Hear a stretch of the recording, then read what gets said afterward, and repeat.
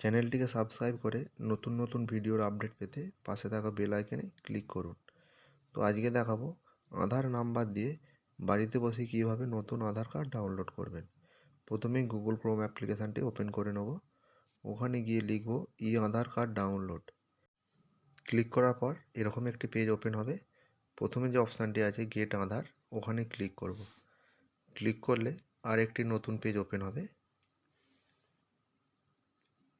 ওখানে গিয়ে যে নিচের দিকে নেমে ডাউনলোড আধার অপশানটি আছে সেটিতে আরেকবার ক্লিক করলে এরকম একটি মেন পেজ খুলে যাবে।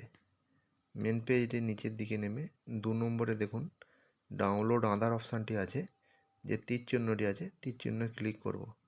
ক্লিক করলে যে পেজটি আসবে সেটি 3ভাবে আধার কার্ড ডাউনলোড করা যায়। প্রথমে আধার নাম্বার দিয়ে, দ্বিতীয়টি এনরোলমেন্ট নাম্বার দিয়ে এবং তৃতীয়টি ভার্চুয়াল আইডি নাম্বার দিয়ে। তো আমি যেহেতু আধার নাম্বার দিয়ে করব, তাই আমি আমার আধার নাম্বারটি এন্ট্রি করে নিচ্ছি। এন্ট্রি করে নেওয়ার পর ঠিকঠাকভাবে ক্যাপচারটি দিলাম। ক্যাপচারটি দিয়ে সেন্ড যে ওটিপি অপশানটি আছে ওটিতে ক্লিক করলে ফোনেতে ওটিপি আসবে। ওটিপিটি আমি ফোন থেকে দেখে ঠিকঠাকভাবে বসিয়ে নেব।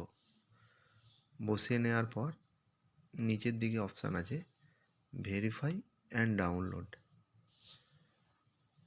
ভেরিফাই অ্যান্ড ডাউনলোডটিতে ক্লিক করলে এরকম একটি পেজ আসবে।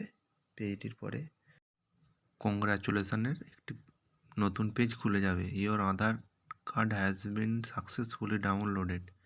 ডাউনলোড হয়ে গেলে এবার ওই পেজটিকে যখনই আমরা ওপেন করতে যাব নতুন একটি পাসওয়ার্ডের রিকোয়ার্ড আসবে।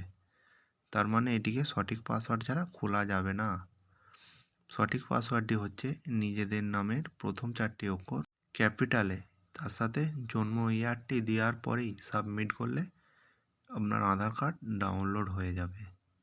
যদি ভিডিওটি ভালো লেগে থাকে তো আমার এই চ্যানেলটি সাবস্ক্রাইব করে পাশে থাকা বেল আইকনে ক্লিক করবেন।